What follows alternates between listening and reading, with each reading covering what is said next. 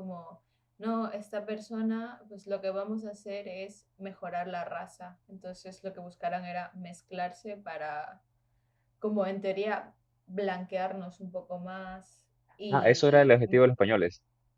sí, pero, o sea, era una responsabilidad, o sea, como de Dios, Wow. que Dios les había dado la Yo no sabía que de ahí responsabilidad venía el término, porque el término de se lo usa mejorar en la raza. Latinoamérica. Sí, y es como es algo súper retorcido que tenemos como dentro de la cultura, pero que está inspirado, o sea, en algo que es verdad.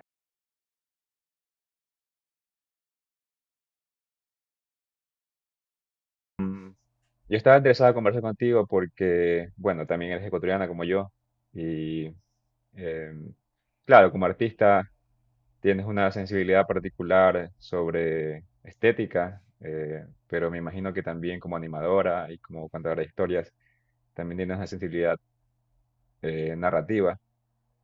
Y sí, estoy interesado en conocer cuál es tu perspectiva de la cultura latina ahora que vives en España, ¿no? Y hablamos un poco antes de que empezara el podcast sobre la influencia del reggaetón en Europa. No sé si puedes contar un poco de eso, porque, bueno, antes de que hablemos sobre eso, es un poco para darle contexto a la gente que no sabe, que no vive en Europa.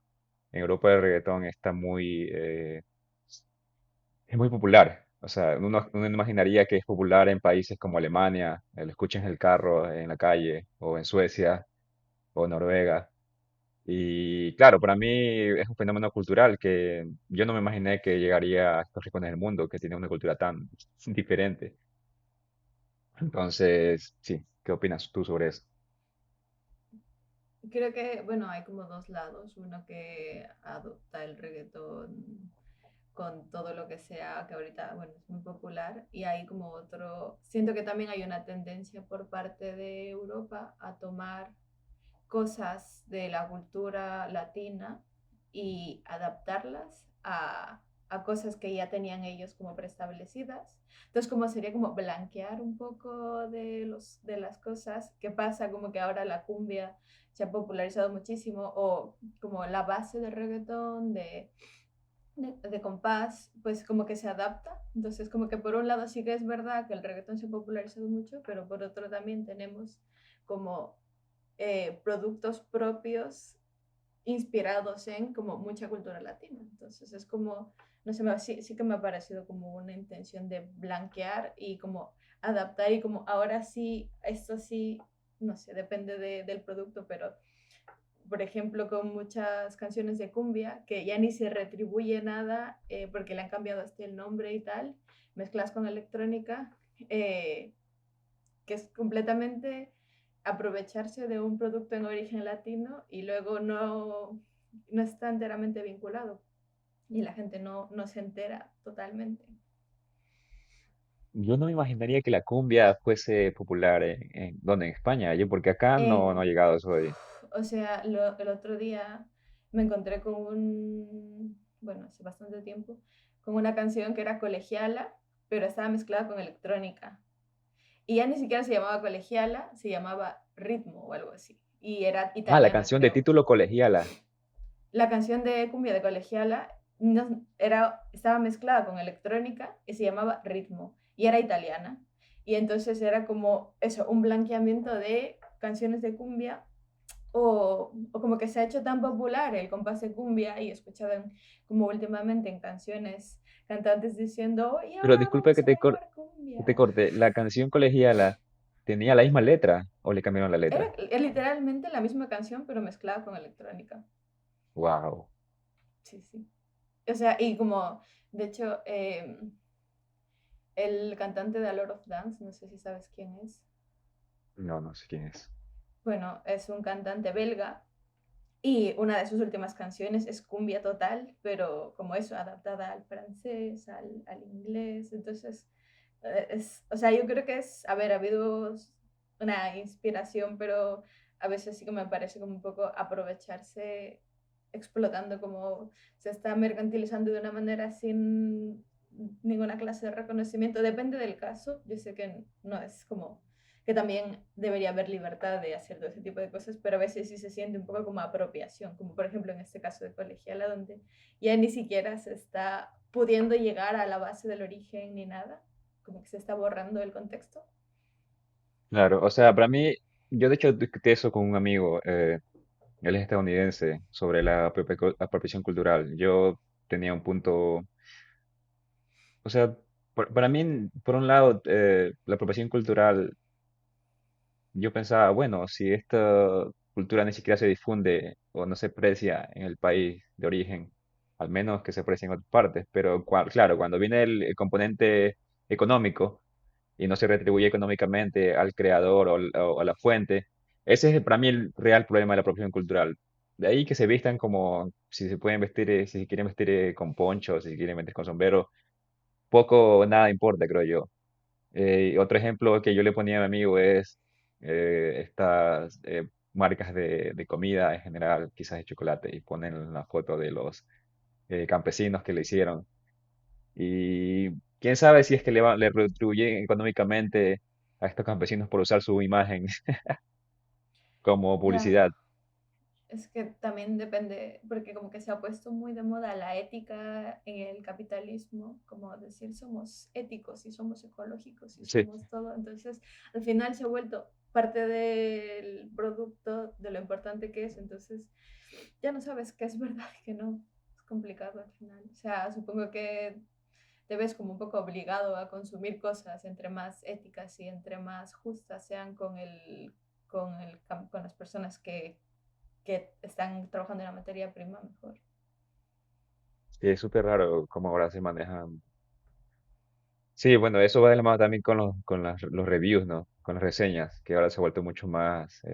no, no es tan limpio, ¿no? Antes yo decía, bueno, las reseñas son algo que me dice que realmente un consumidor aprobó este producto. Ahora creo que las reseñas son pagadas. No sabes si la reseña es real o Sí, no. Entonces, es interesante porque vivimos en una era digital donde hay mucha información, pero, o sea, gran parte de la información no es real. Y yo no recuerdo que era así en los 90, o sea, cuando yo era niño o cuando yo era joven. La información que estaba ahí, bien o mal, usualmente era real, ¿no? ya. O sea, yo creo que no había internet y por esa razón era como mucho más, como que el marketing se gestionaba de otra forma. También yo creo que ha habido siempre, desde siempre, mucha manipulación con el marketing a Y todos, bueno, pero sí que yo creo que era menos masivo que ahora que estamos pegados a las pantallas. claro. Y bueno, ¿qué otra experiencia tú has tenido en España? ¿O qué realización o qué caída en conciencia te ha dado el vivir ya por 5 años, me dices, en España, sobre la cultura latina y sobre tu identidad? Porque yo personalmente, al vivir aquí en Alemania por 4 años, claro, empecé a cuestionar mi identidad, algo que no había hecho en Ecuador. Pues para mí, bueno, creo que cuando llegué a España, o sea, llegué con la intención de estudiar un máster en animación, o sea, lo que era prácticamente dar el pasito hacia buscar volverme un artista, ¿no? Entonces, como que era un proceso muy de observación en general. Yo creo que al final es un poco, ¿no? Como uno se empieza a plantear como muchas de las cosas que había experimentado, pero exacto, no los había como tomado en cuenta. Entonces para mí era como llegar a un sitio totalmente distinto, con una cultura totalmente distinta, donde como que el patriotismo se vivía de una manera muy distinta y la cultura. Entonces, por ejemplo, un día yo como que tuve una realización súper fuerte porque estaba en un concierto donde se cantaban como canciones antiguas sobre que eran sobre Valencia. Y entonces era como, ah, Valencia es lo mejor del mundo, con, yo qué sé, con sus naranjos y tal. Y yo decía, wow, o sea, cuánto patriotismo. Decía, ¿por qué no nos sentimos así allá teniendo como cosas que son completamente increíbles para mí? O sea, para mí Ecuador es un sitio completamente increíble que, o sea, tenemos de todo, tenemos cosas totalmente alucinantes, una variedad de plantas, animales, de ecosistemas, que si te vas bueno, una hora y media para arriba o para abajo, cambia completamente. Bueno, para mí, o sea, me flipaba muchísimo eso desde siempre, que decía, ¿por qué no nos sentimos de esta manera tan como enamorados locamente de todo esto que tenemos? Entonces, yo era como, bueno, creo que sí implica mucho el contexto político, el contexto social que vivimos muchas veces, que como que estamos súper agobiados como en ese constante shock por la inseguridad, por como que todo el tiempo nos están tratando de ver la cara a los políticos y tal, y yo creo que todo eso hace que no podamos como disfrutar de todo lo que tenemos, y era como entonces la identidad de Ecuador al final qué es y por qué se ve tan truncada por las experiencias que tenemos, lastimosamente. Y que no me había puesto a pensar que lo político juega en la psique de las personas y claro, es una veladura de lo que tienes enfrente. Sí, porque si te preocupa qué va a ser el político, claro, no te preocupes, que estás comiendo una comida riquísima, que sabe increíble y que no lo aprecias. Es algo que también me chocó. Bueno, tú estás en España y la comida en España es súper buena, pero acá en la comedia la comida es súper mala en general. Entonces, yo, o sea, a través de esta experiencia de comprar comida, yo digo, wow, la gente en Ecuador tiene una cultura de apreciar la comida de manera mucho más profunda de lo que, o sea, otras culturas lo hacen. Porque es común que la gente diga, bueno, sí, le falta un poco de sal, o que este ingrediente tiene que ser más fresco, o no tiene este sabor, o esta especie. Y este reconocimiento de los ingredientes y los tiempos de cocinar es conocimiento al final, no es simplemente algo eh, simple, es superficial, es profundidad, creo yo. O sea, entonces para mí eso ha sido bastante impactante. Sí, yo creo que es, a ver, igual es algo que no tenemos tan en cuenta porque es como parte de nuestra normalidad, pero hay gente que literalmente en Ecuador hace magia en la cocina y yo no sé si es algo que con lo que se nace o que se va haciendo de a poco, pero es totalmente increíble. Y a ver, como que yo siento que igual aquí es verdad que son muy fans de su propia comida y es como, sí, la dieta mediterránea es la más sana del mundo, pero sí que está muy vinculado con que tienen el privilegio de tener mucho sol y por ende pueden tener bastantes variedad de alimentos, pero yo dentro de mí es como, bueno, la comida ecuatoriana también está muy bien. Vi, de hecho, que había restaurantes ecuatorianos en Barcelona cuando fui, algunos restaurantes ecuatorianos, y parece que tenían éxito. Em, claro, quién sabe qué otros restaurantes de qué otros países compites contra esa comida, pero igual me parece interesante que sí, que es apreciada la comida ecuatoriana allá. Más o menos, yo creo que al menos, no sé si es cuestión de marketing, pero por ejemplo, yo veo que en el restaurante ecuatoriano hay ecuatorianos casi. Y si un ecuatoriano lleva algo en Ah, ok. español y es como, o sea, al menos en los que están aquí en Valencia, es como no muy usual, o sea, que haya españoles que vayan solo, porque también yo creo que se crea cierto ambiente, porque es, no sé, es como que de pronto atraviesas la puerta y estás en Ecuador y ves Claro. que la señora vende aspirinas y vende barriletes y pone, a ver, a mí me encanta la salsa y cuando entras y estás escuchando salsa y es como totalmente atraviesas y estás en Ecuador y estás en una, o sea, no sé, al menos, por ejemplo, yo siento que la comida asiática, la comida peruana, la comida chilena igual, como que sí que está tratada de bueno, está tratada de producirse para consumo español, pero yo creo que en Ecuador, al menos en Valencia, no es tanto el caso. Es como más como para nosotros, para el propio consumo, pero que en Valencia hay un montón de ecuatorianos, así que en verdad no hace falta, como que no, tiene mucha clientela. ¿Tú sabes qué porcentaje de ecuatorianos viven en España? Sé que somos, creo que el segundo Ahí es Sí, con mayor más número de migrantes. O personas. sea, en un momento fuimos el primero y luego ya Wow. Colombia ahora está por encima de Ah, Colombia. nosotros. Pues eso me parece interesante. Mi hermana, bueno, vivió en Barcelona, de hecho, por muchos años. Y ella me comentaba que algo que me choqueó aquí también, que, claro, si no lo vivo y me lo cuentan, quizás lo paso por alto. La población europea ha envejecido mucho. Hay mucha gente de mayor edad, muy ancianos. Pero yo no pensé, o sea, yo lo percibí en Alemania, porque yo viví en Colonia, y los supermercados estaban llenos de gente anciana, y estaban solos, parejas solas comprando. Eso para mí fue súper impactante. Eso nunca he visto en Ecuador. O sea, siempre la familia está alrededor de la gente anciana, en primer lugar. Y segundo, hay mucha más gente más joven, ¿no?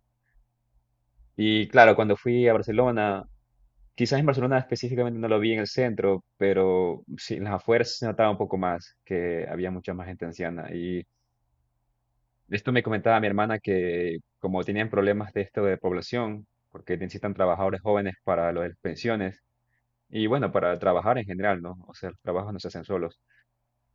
Cuando migraron los ecuatorianos en el 98 por la crisis económica, del congelamiento de los ahorros, eso salvó un poco la economía también de española, y eso me pareció súper, también súper interesante. Yo creo que se nos tiene como, es como una relación que tienes dos partes. Es verdad que dentro de los migrantes se nos prefiere porque hablamos español, o sea, en general a los latinos, ¿no? Como que porque hablamos el mismo idioma, porque culturalmente yo creo que es verdad que sí hay varias similitudes en la forma de comportarse, o sea, que yo creo que hemos heredado bastante, bastantes actitudes culturalmente. Entonces sí que es verdad que sí, en teoría se nos prefiere como migrantes aquí, pero también es verdad que las cosas se complican un poco cuando se busca como otro tipo de profesiones, porque se supone que las personas que migran a los países es como un poco para llenar esos trabajos que nadie quiere hacer, para usualmente el estereotipo es un poco, vienen las mujeres aquí a cuidar a personas mayores, a las personas mayores que no tuvieron hijos. Y entonces Ah, es wow. como complicado porque a veces cuando como que no se recibe tan bien que, que quieras hacer otras cosas, ¿no? Porque como que se tiene ese estereotipo de que vienes aquí eso a hacer los trabajos que los otros no quieren hacer. Y yo creo que ahora es, o sea, por ejemplo, cuando yo estos últimos años, sí, con la distribución de mi cortometraje he podido viajar como por España a algunas partes y o sea que los puestos en los restaurantes y tal, usualmente la mayoría de personal que atiende son latinos y cosas así que es, o sea que es como, hay una presencia súper, súper fuerte, una integración súper, súper loca, porque me acuerdo que una vez entré a un restaurante en Bilbao y estaba, bueno, estaba como los latinos trabajando, poniendo música latina y tal, y hablando entre ellos, y cuando llega un español, se le cambia completamente el acento al que atiende y le responde así como muy, en plan, como de una manera muy, eh, yo creo que se hace, esta adaptabilidad en los acentos se hace uno por generar empatía, por generar también como esta familiaridad, no sé, para mí es como, yo me acuerdo que tenía que dirigir en mi grupo de cortometraje, tenía que dirigir a las personas, entonces yo decía, a ver, quiero que me entiendan de la mejor manera, entonces si utilizo palabras que ellos entienden más, probablemente vaya a tener mejores resultados. Entonces yo creo que va un poco de eso, como que bueno, al final aprende a utilizar y adaptarse para, para llegar a generar eso como mayor entendimiento y más como fortalecer la relación de cierta manera. Mm. Sí, yo, bueno, estoy en el camino de hablar alemán. entonces todavía no entiendo tan bien esa relación. En realidad me manejo mucho con el inglés, ¿no? Mi trabajo es en inglés y claro, Berlín se habla muchísimo inglés, casi no es necesario el alemán, pero bueno, claro, me imagino que es similar, pero claro, la dificultad del alemán es que para poder generar empatía tienes que saber muchísimo alemán. Entonces es mucho más Pero complicada la vara de calidad. ¿tú sientes alguna clase de discriminación por ser latino? Yo creo que no, ¿sabes? Porque a diferencia de España e Italia, no ha habido mucha masificación de la migración acá en Alemania. Entonces, todavía soy como un bicho raro, como alguien que, bueno, ¿de qué país era? Exótico. Exactamente, medio exótico, pero no, creo que ni siquiera, no, ni me prestan atención, o sea, es como que neutral, da igual, o sea, Muy es bien. como que yo creo que hay más discriminación a la gente de Medio Oriente en general, porque ellos se han Sí, migrado masivamente como los ecuatorianos en España. Entonces, no sé si me diferenciarán entre los de que soy latino y no parezco de Medio Oriente, porque sí hay gente de Medio Oriente que parecen latinos. O sea, sí. entonces, quién sabe, quizás me confunden con eso. Yo no he sentido discriminación hasta ahora. Eh, lo que sí es que al principio se me hizo muy difícil el de conseguir trabajo porque, claro, no hablaba alemán. Y les gustaba mi trabajo, veían mi portafolio y decían, oh, tienes un portafolio genial, bueno, hablemos alemán. Y yo, ok, no sé hablar también alemán. Y hasta ahí llegaba la conversación. Entonces, claro, las oportunidades de trabajo que he tenido han sido gracias a que las empresas han sido muy abiertas y muy internacionales, específicamente en Berlín, que está básicamente las empresas que he trabajado. Han sido lleno de gente que son muy internacional de todos los países, de India. Mi equipo de trabajo, por ejemplo, todos eran artistas cubanos, entonces todos hablaban español. La ¿Y directora estaban de arte todos es en alemana. Alemania? Sí, sí, estaba en Alemania y fue muy divertido. Sí, yo disfruté mucho trabajar con ellos. Muy bien gente. Yo nunca había tenido la oportunidad de trabajar con cubanos, pero fue muy divertido, se me sentía muy bien allí. Y bueno, también ahora estoy trabajando con gente de diferentes países. El productor con el que trabajo es de Portugal, el programador que trabajo es de Estados Unidos y el diseñador de juegos que trabajo es de Noruega. Entonces todos somos internacionales realmente en la empresa y desde ese punto de vista nunca he sentido, sí, nunca me he sentido eh, realmente tiene que tener una percepción negativa de mí. Pero lo que sí he sentido, que creo que yo no estoy seguro hasta qué punto es simplemente, claro, bueno, no te discrimino, pero tampoco te presto tanta atención. Es la idea de hacer amistades más complejas. Pero no es también parte un poco de la cultura alemana, como ser un poco Exactamente, eso es lo que, herméticos. sí. Entonces, desde ese punto de vista, ellos son herméticos y claro, esa es la dificultad realmente, el hermetismo claro, hacer amigos toma años y no es como la cultura latina que conoces a alguien y bueno, ya lo puedes invitar a comer y ya puedes salir al siguiente día. Pero es demasiado fuerte como en Latinoamérica, como de pronto es, no sé, hay como un feeling muy distinto. Es como enseguida congenias muy bien y es como todo súper Sí, fácil y te siente como que es un ambiente súper natural para mí. O sea, por ejemplo, en el último viaje que hicimos hace unas semanas con como mi mejor amiga de aquí, que es ecuatoriana también, por cierto, o sea, que es una chica que es igual artista, que hemos estudiado el mismo máster, que nos ha ido como que hemos tenido como igual algunos como hitos como en lo que nos ha pasado de festivales y así. Bueno, el punto es que nos seleccionaron proyectos en un festival en Bilbao y ahí nos había contactado una vez, como me había contactado a mí una chica de Guayaquil que vivía ahí para que igual hiciéramos unas charlas en internet. Y entonces dijimos, oye, vamos a ir, nos vemos ahí y tal.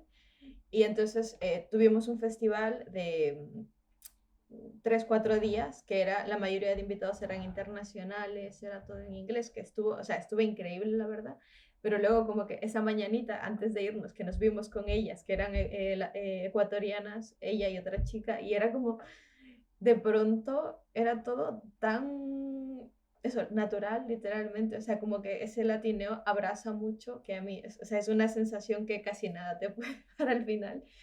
Y yo creo que al menos en el lado de aquí de España se comenta mucho como que sí que es verdad que te reciben con los brazos abiertos muchas veces, pero como que no terminan de cerrarlos. Entonces como que sí, soy nice contigo y lo que sea, pero no me comprometo del todo. O sea, yo creo que igual nosotros exageramos un poco en la manera de comprometernos. O sea, en plan, somos como súper pesados, en plan como, sí, ven, abrázame, eres parte de mi vida ahora. En cambio acá sí es literal, yo creo que sí que ya tienen sus círculos formados, es como complicado entrar, pero eh, no sé, yo creo que al menos la relación con españoles parece fácil, pero sí es de cierta manera complicada. También depende, Wow, no, porque no me imaginé eso. yo sentía que cuando vivía en Ecuador tendía a romantizar un poco Europa, como que decía, vale, tienen más educación, probablemente tengan más conciencia sobre ciertas cosas y al final la verdad es que hay gente tonta en todos lados. Eso es, eso es una verdad universal, o sea que es verdad que en muchos aspectos de la cultura y tal sí que hay como mucho avance, pero también hay como bastante gente que, que hace cosas que no te esperas. Sí, yo, o sea, de lo que me dices, no, no me imaginé que, claro, yo vivo en Alemania y digo, bueno, he viajado también a otros países y siempre me he sentido, por ejemplo, en Suecia, bueno, son mucho más fríos inclusive. No he estado mucho tiempo en Francia, pero he pasado por ahí. Pero sí se siente que hay una especie de barrera, ¿no? Hay una barrera de, ok, no puedo confiar completamente en ti porque yo no sé qué puede pasar. Y en Latinoamérica es lo contrario. Yo confío completamente en ti, pero estoy consciente de que algo puede pasar. Así que estoy alerta todo el tiempo, a pesar de que te incluyo en mi grupo de amigos. Estás alerta como estás alerta de tu mochila en el transporte público. Exactamente, sí. Pero no, estás alerta en general, no. Te relajas igual, no tienes amigos, pero tú sabes, bueno, si pasa algo, pasa, pero como que, claro, prefiero vivir la experiencia de tener la amistad y que luego me decepcione a ir de manera mucho más lenta y que no pase nada, ¿no? Porque quién sabe si esta persona va a ser buen amigo. Y creo que sabes que eso pasa también con culturas similares. Yo no es que te diría que tenía amigos, pero sí conocidos de África, por ejemplo, y gente también tenía un amigo de Irán, mi roommate, y sí, nos volvimos amigos. Era como que era muy parecido esa conexión, especialmente con la gente de África. Sentía que era fácil conectarse. Y yo hablé de este tema con este conocido ya en mi maestría. Me decía, sí, hay una especie de complicidad, que tú lo ves a esta persona y dices, ok, nosotros podemos hablar de cosas que usualmente no se pueden hablar, o vamos a hablar como algo como que un secreto de ahí, que tú sabes cómo la gente actúa, cómo va a pensar. Y claro, eso no, me imagino que es por la historia, no hay en Europa, me imagino que es por la historia, ¿no? Ha habido muchas guerras, mucha complejidad. Y también yo me pregunto que si, bueno, no sé cómo ponerlo honestamente, no sabría en qué contexto ponerlo, pero algo que sí es verdad es que en Latinoamérica no hay guerras. Después de la colonización no ha habido guerras y de hecho se ha borrado la historia de cuáles eran las peleas históricas un poco. O sea, sí hay A esa ver, pelea entre, yo bueno, creo que nosotros ya nacimos como sin odiar a Perú, pero pero en el pasado, literalmente en las escuelas te enseñaban a odiar a Perú porque se nos robaron el territorio y no sé qué y tal. Entonces, yo creo que pero no al menos era, ahora nosotros sí vivimos una hermandad mucho más fuerte. Yo creo que una cosa que no ha logrado nadie, que ha sido el doblaje de los Simpsons, que ha, no, no sé, que ha generado como que ha generado esta hermandad, o sea, el doblaje latino, que todos consumamos la misma cosa, tengamos referencias culturales similares. Yo siento que hay demasiada similitud porque compartimos los mismos productos audiovisuales, de eso, doblados usualmente. Entonces yo creo que todo esto ha generado mucha globalización cultural dentro de la latinidad. Bueno, hablamos el mismo idioma también, ¿no? Aparte de eso, y la comida no es tan diferente. Pero yo no creo que esa animosidad entre Ecuador y Perú es tan fuerte como para decir, bueno, se odian los, yo qué sé. Yo he escuchado que ciertos alemanes no le caen bien los franceses, por ejemplo. Eh, Y tampoco les cambian los franceses. los españoles. Es porque, bueno, a ver, tienen sus razones, Históricas, porque claro. sí, o sea, literalmente les han invadido y cosas así. Entonces, Sí, es que toda Europa ha sido así, se han invadido entre ellos y se han matado y tantas cosas que han pasado en el pasado. Pero claro, pero es que es interesante porque eso es lo que yo digo. Yo, claro, tú dices, bueno, Perú me roba el territorio, pero si hablas con un peruano te pones a hablar, o sea, da igual, al final de cuentas. Pero yo creo que sí es un poco más fuerte en Europa. O sea, hay una historia cruda en el pasado. Esa historia se ha borrado en Latinoamérica. Solo se sabe que todos nos conquistaron y eso de alguna manera nos une. Es que eso es la historia. ¿Cuál es la historia de Latinoamérica antes de la conquista? No existe, o sea, se ha borrado. Y ya. eso nos ha dado como que, claro, una inocencia de que el vecino nunca, Éramos también una romantización, como, guau, estábamos aquí tan tranquilos y luego vinieron estos. Exactamente, también se romantiza mucho a los indígenas. Claro, que éramos más pacíficos, que vivimos con la Pero naturaleza. que no es verdad que había, o sea, la conquista inca que tuvimos en Ecuador fue igual fuerte. O sea, que también fuimos una colonia antes de ser una colonia. Claro, o sea, de hecho, pues no estoy seguro si sabes, los Cañari se aliaron con los españoles para derrotar al Imperio Inca. Y claro, pelearon contra Atahualpa. Y según la leyenda, eh, Atahualpa creo que estaban cerca del Chimborazo, no recuerdo qué volcán, pero creo que erupcionó al volcán mientras estaban en la batalla y lo vieron como un signo de los dioses o de Dios. Y por eso perdió la batalla de Atahualpa contra los Cañaris aliados a los españoles. Y claro, los Cañaris se aliaron a los españoles porque estaban dolidos porque los habían conquistado en el pasado los incas, ¿no? Y quién sabe cuán fuerte haya sido la conquista, cuán dura la reprimenda y la matanza, quién sabe qué habrá pasado. Pero ellos creo que sí todavía están un poco conscientes de su cultura cañari.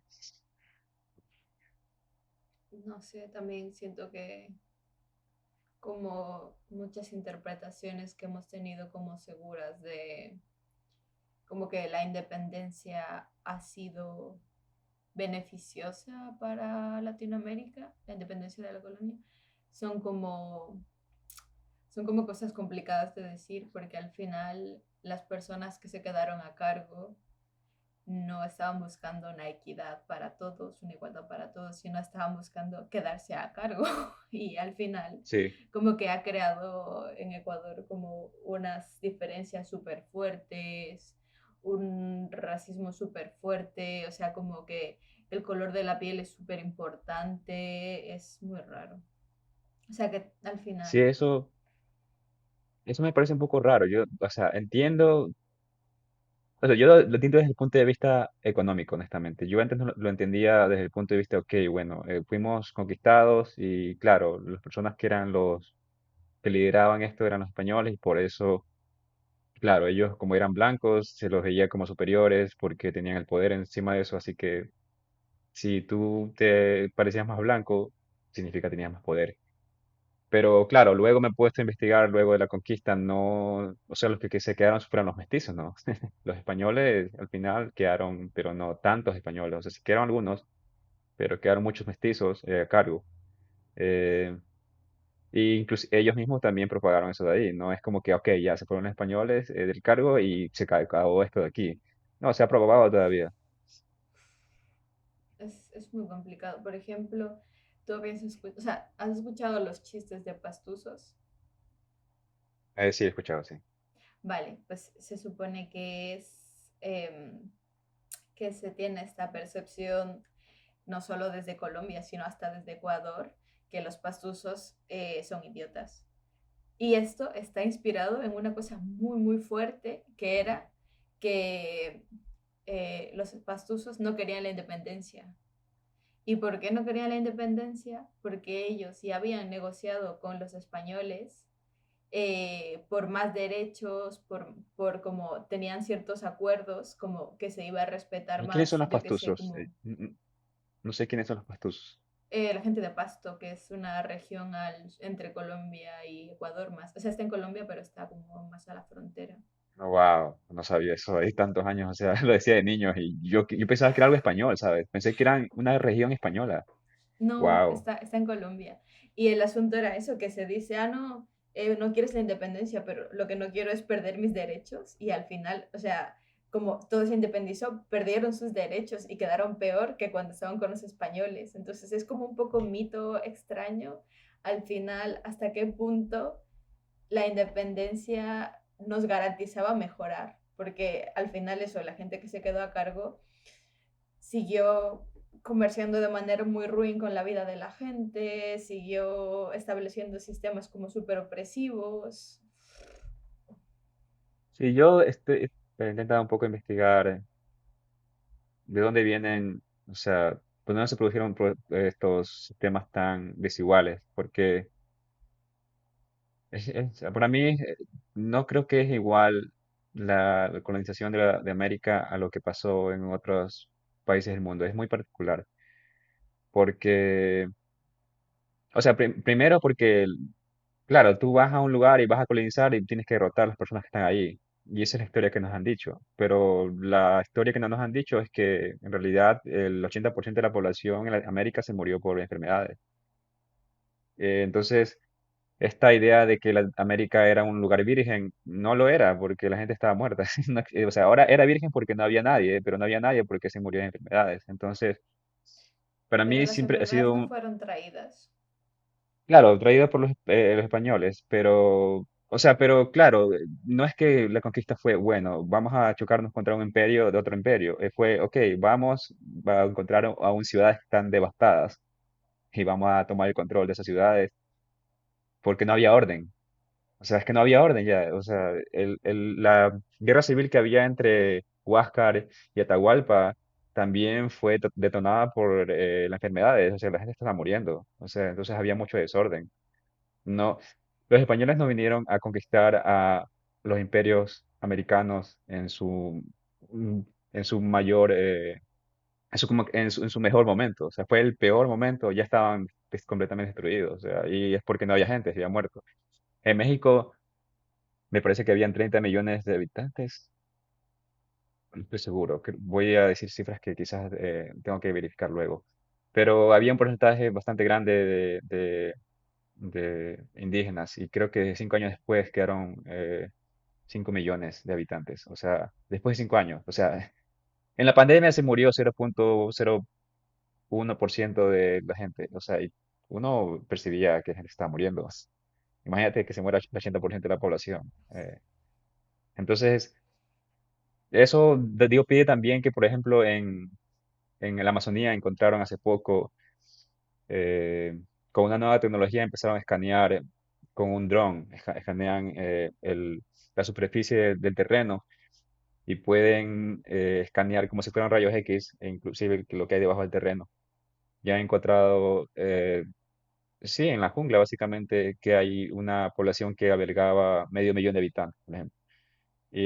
Hay muchísimas estructuras así que no se han descubierto. Eh, no estoy seguro quién fue de los conquistadores que tenía un diario sobre esto, decía, creo que era Pizarro, no estoy seguro, que decía que encontró, sí, una ciudad en la selva y que después de 5 años que regresó solo había monte, se lo tragó la selva de las ciudades. Entonces, claro, ¿qué- ¿cuál es el origen de la desigualdad? Eh, es complejo decirlo, ¿no? Había desorden, llegaron los españoles, pusieron algo de orden, era muy salvaje todo, me imagino, porque, claro, si todo está muerto es un caos. Y claro, de ahí nació Latinoamérica. Yo lo que sé también es que hay ciertos sistemas de gobiernos que se trasladaron a los españoles. Por ejemplo, la mitad me parece que es. La mitad es un sistema donde cada campesino pone horas de trabajo como en vez de impuestos al gobierno. Y eso se mantuvo todavía con los españoles y se explotó también en las minas. Entonces la gente ponía su trabajo gratis y a veces no le daban nada.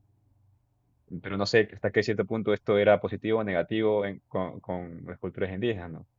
Porque, por ejemplo, hay algo, la minga, que también es algo indígena, que la gente se reúne a trabajar para el bien común de la comunidad. Y eso todavía se hace hasta la actualidad. Yo he hecho mingas, no sé tú. Sí. Entonces, También yo siento que, bueno, he escuchado que la manera de colonizar fue diferente porque, por ejemplo, en Estados Unidos no se mezclaron tanto, de hecho exterminaron a todos casi, como en Latinoamérica, porque era como una responsabilidad divina casi, como, no, esta persona, pues lo que vamos a hacer es mejorar la raza. Entonces lo que buscaran era mezclarse para, como en teoría, blanquearnos un poco más. eso era Y el objetivo de los españoles.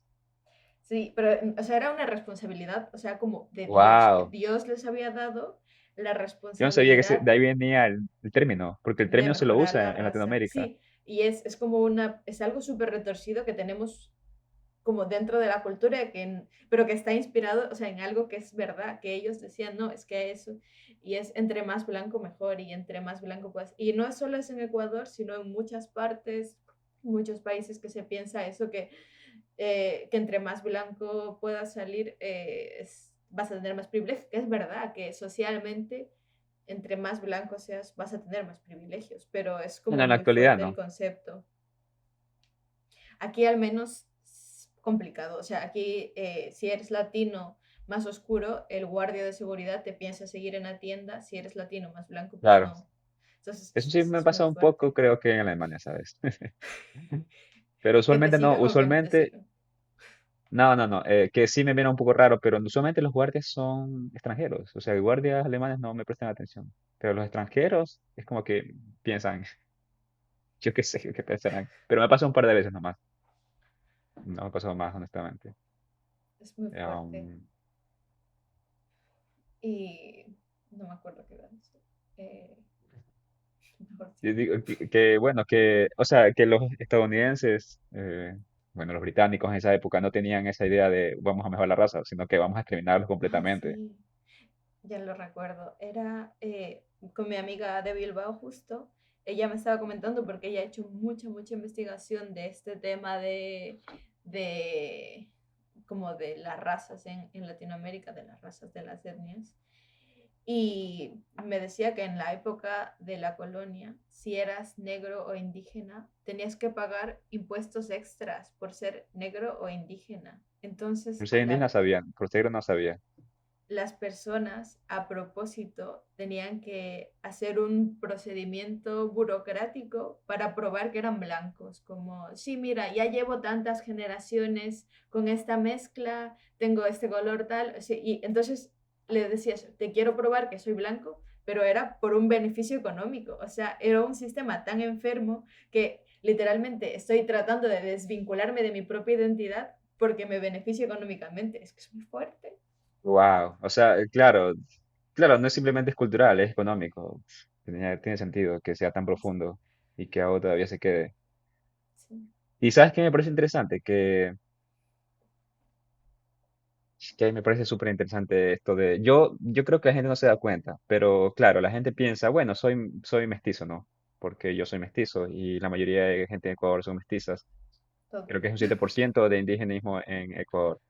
En, en Bolivia es mayor el porcentaje, en Perú también, pero en Ecuador es 7%. Pero la gente no creo que se da cuenta que mestizo no significa eres mitad blanco, mitad indígena. La mayoría de ecuatorianos son mayoritariamente indígenas.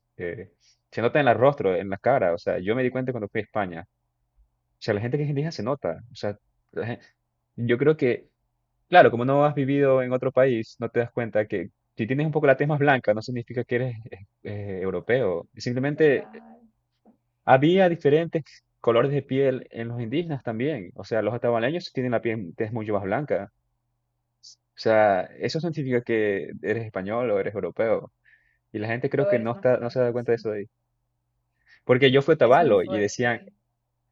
digo, yo fui a Otavalo y ellos me decían, ah, sí, los de Ibarra. Yo decía, mi papá es de Ibarra. Sí, los de Ibarra, son, ellos son oscuros, me dicen. Porque ellos también son conscientes de que hay diferentes tonalidades de piel. Pero claro, se lo ve al indígena como completamente oscuro y ese es es solo una masa. Pero hay diferentes, o sea, hay diferencias no solo de piel, también hay diferencias de tez, de rostros, los costeños tienen un rostro diferente a los personas de los Andes, la sierra.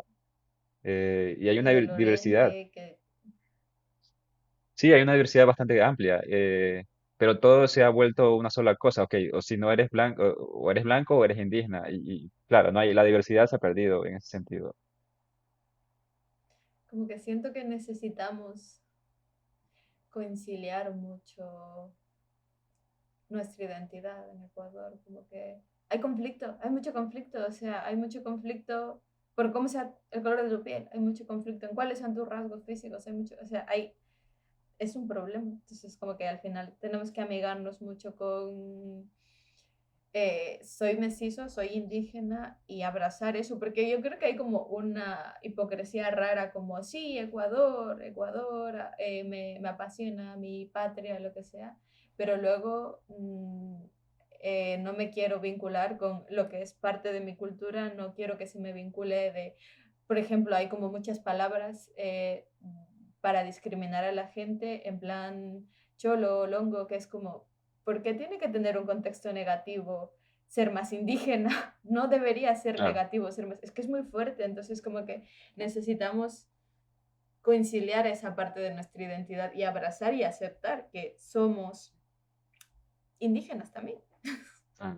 Eso yo le comentaba bueno, a amigos europeos y ellos se sorprenden porque no entienden. Porque para claro, los europeos, por lo menos los alemanes, para ellos la parte indígena es súper interesante, es rica, es culturalmente rica.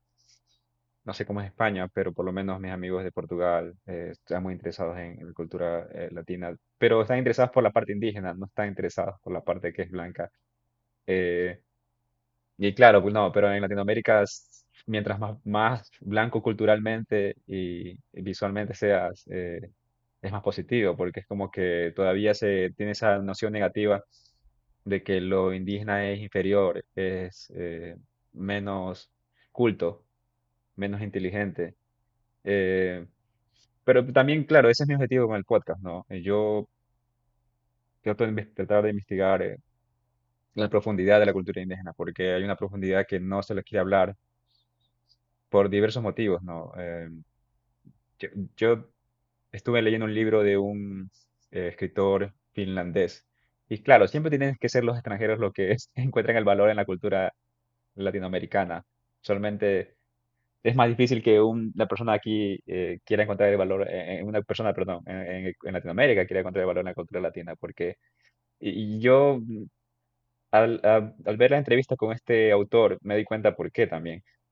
Él decía que estaba investigando eh, los descendientes de los caciques incas en Cusco. Y él se fue a los archivos de la iglesia para encontrar los descendientes en la actualidad. Y los encontró en Cusco. Y que vivían en las mismas zonas, en las mismas casas donde vivían los caciques en el pasado. No solo eso, sino que también están siendo elegidos en la actualidad alcaldes en Cusco. Entonces es como que se ha mantenido un poco este linaje. Y claro, han pasado desapercibidos. Pero él comentaba que mientras estaba investigando para este libro, había personas que le escribían, o por lo menos, no sé si fueron varias personas, pero al menos una persona le escribió un mail y le dijo que no siga investigando sobre los indios, porque después se van a creer que son más importantes de lo que son. Y era una persona de Perú. Entonces, Sí. entonces eso es como, es normal, ¿no? Y es algo para mí un poco complejo, porque yo si no hubiera salido de Ecuador no me hubiera fijado en esto de aquí tan profundamente. Tú lo sabes, pero, o sea, uno vive ahí y quizás no se da cuenta, por eso es normal. No, a uno le choca, pero no termina de entender, porque, o sea, no termina de darse cuenta, es como, no digas eso, o sea, no utilices insultos raciales así. O sea, me parece mal, pero no termina de entender que es porque está peleado la propia identidad con aceptar que es parte de esto, porque es, o sea, es como que es verdad que al poder explorar de fuera, poder observar de fuera, sí que nos suena mucho más y terminamos entendiendo todo esto. Yo honestamente no, nunca lo, quizás es porque sabes que es interesante, porque en Guayaquil por lo menos la gente no se da cuenta, o sea, siempre consideran que los indígenas son las personas que son de la sierra. Y yo creo que no se dan cuenta que ellos son otro tipo de indígenas, pero que son de la costa. Porque ellos, creo que en Guayaquil por lo menos se relaciona el indígena como esta persona que usa este poncho, usa sombrero. Pero claro, en la costa habían otros tipos de indígenas, los Huancavilca, Panteño Huancavilca, que se opusieron a los incas también y que al final nunca fueron bien conquistados. Pero por lo menos no sé si en toda la costa, pero por lo menos en Guayaquil, claro, burlarse si tú te burlas a alguien de otra ciudad, no sea tan mal como si te burlas a alguien de tu propia ciudad. Eh, y yo por lo menos no lo percibía tan evidentemente como cuando vine a Alemania y me di cuenta, ok, todos somos indígenas, o sea, ¿por qué los guayaquileños creen que son más blancos de lo que son? Y quizás sí tienen una tez más blanca, pero quizás la tez más blanca es simplemente porque el, o sea, la raza de la gente huancavile que quizás era un poco más blanca, y quién sabe por qué, o no sé, o quién sabe si la tez es diferente y simplemente es por eso que la gente Y piensa eso. además, no es una tez blanca en general, o sea, si te vas siempre a, o sea, que también está ubicada usualmente en círculos más sociales, más de más arriba, la gente más blanca, y si te vas a círculos sociales de más abajo, casi en todo el país, como que tienes gente más oscura. Bueno, en los montubios hay mucho de todo, de mezclado. Eh, hay tez bastante blanca en los montubios, por lo menos en Manabí, sí, Gente está de muy ojos mezclado. Entonces, verdes, sí, sí, hay una mezcla un poco interesante ahí. Y yo, de hecho, me puse a investigar un poco sobre los montubios. Uno de estos escritores olvidé el nombre específicamente del escritor, le dio esta denominación a los montubios, porque antes eso simplemente eran gente de la costa, ¿no? Y los separó de toda la gente de la costa, porque claro, no todo el mundo es montuyo. tienen un estilo de vida, tienen una cultura distinta a todo. Sí, sí, tienen, bueno, la paja toquilla también es parte de su cultura, pero claro, creo que era cultura indígena anterior. Ahora, bueno, hemos hablado de la parte indígena, ¿no?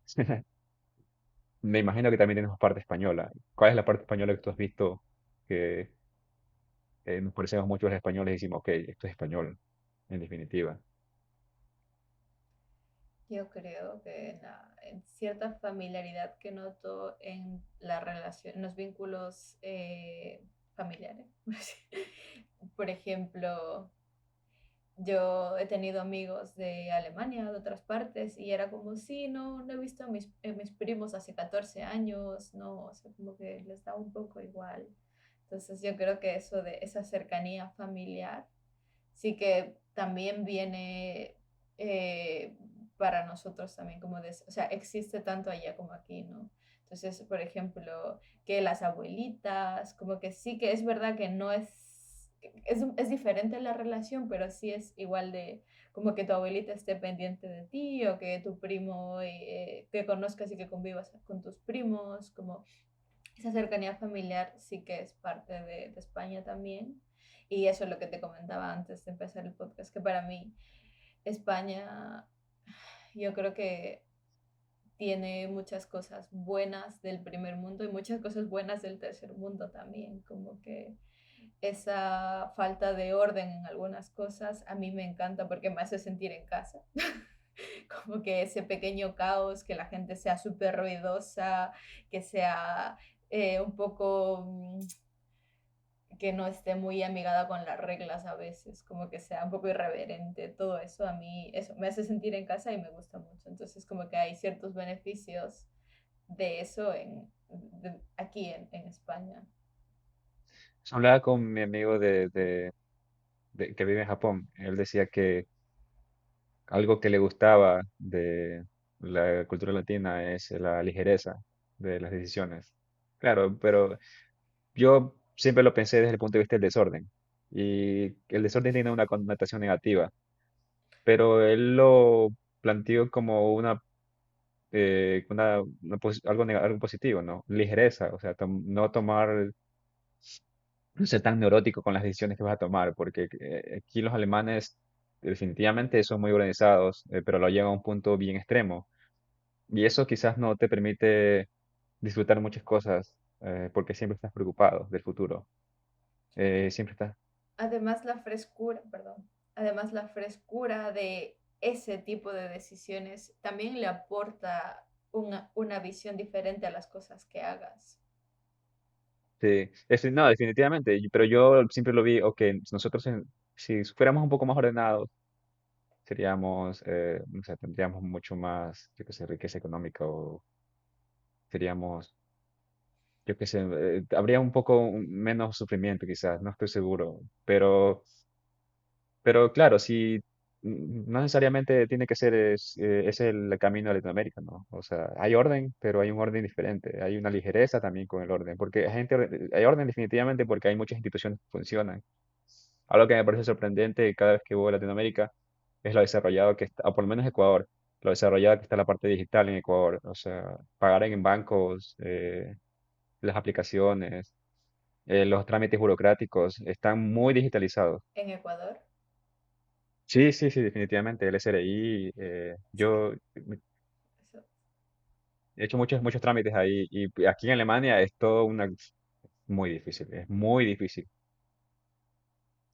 qué bueno, porque, bueno, yo creo que es también estos últimos años y la pandemia y todo como que ha acelerado que todo se automatice bastante, pero a mí como que al menos de España sí que me sorprendía mucho como lo digitalizado que estaba todo, que era como no tengo que ir a la tienda siempre, puedo hacerlo ya desde el móvil y hasta desde el celular.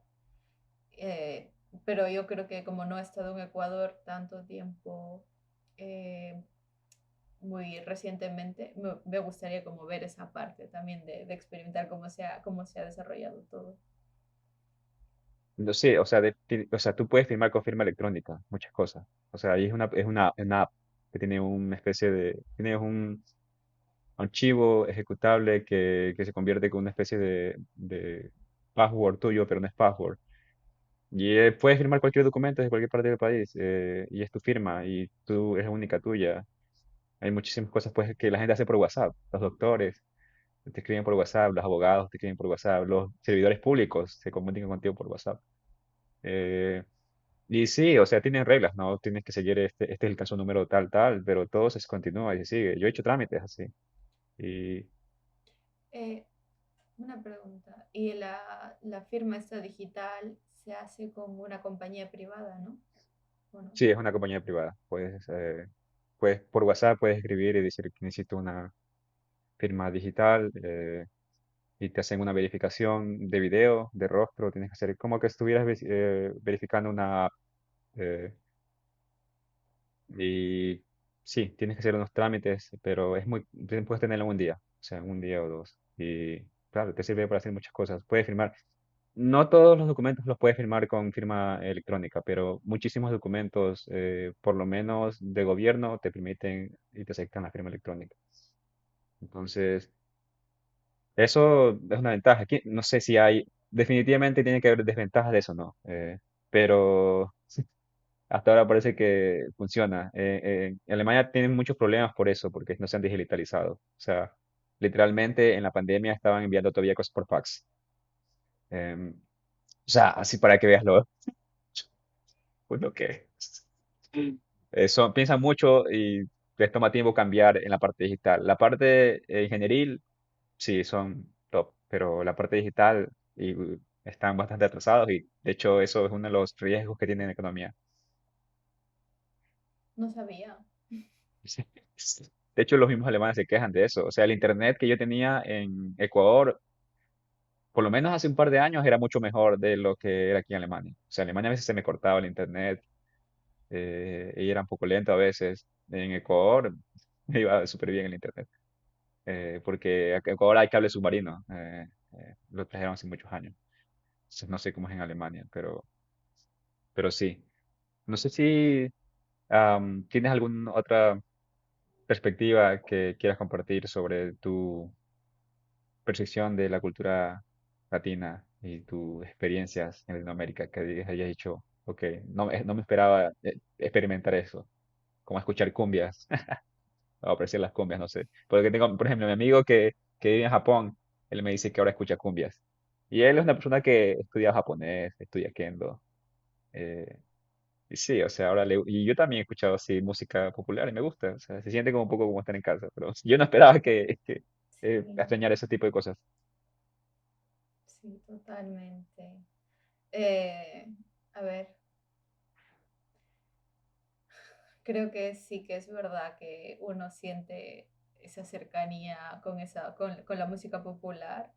Eh, a veces como que sí que me he vuelto mucho más fan de la música, como que antes igual no escuchaba y ahora mucho más, pero también yo creo que nuestra generación sí que está abrazando más esa parte de nuestra cultura, como la música popular. Yo creo que ahora sí que tiene mucho más bombo como bandas de cumbia, orquestas de cumbia, que hace unos años como que han tenido ese repique.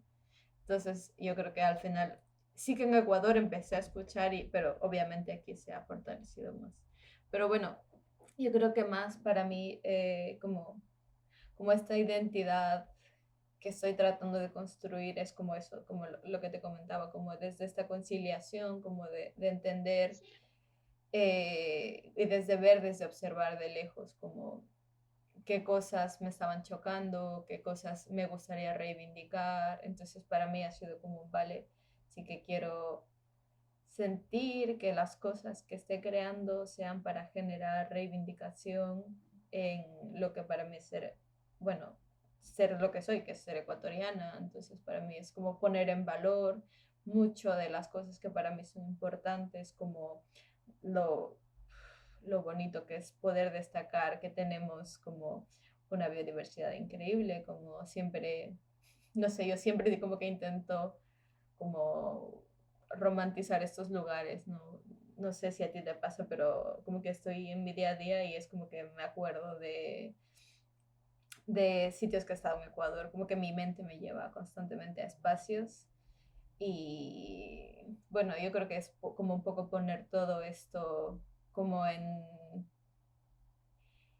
las obras que hago, como muy bien, como tratando un poco desde el respeto, desde como tratar de entender como lo significativos que son los símbolos, ¿no? Como que, porque como que en Ecuador vivimos como muchas experiencias, como con mucho folclore, como las tenemos tan normalizadas, no apreciamos como lo increíble que es.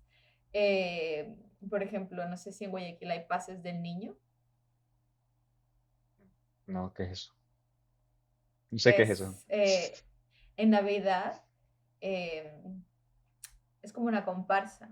¿Comparsa sí? ¿Te suena?